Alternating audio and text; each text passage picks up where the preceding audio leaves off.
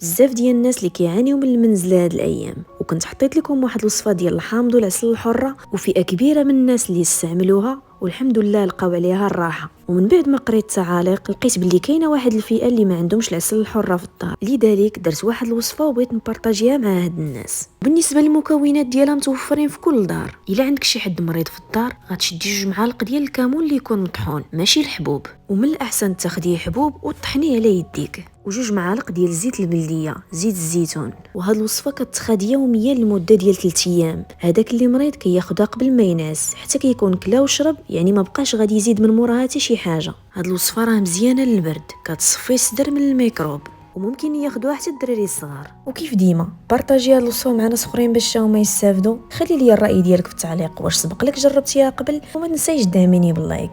باي.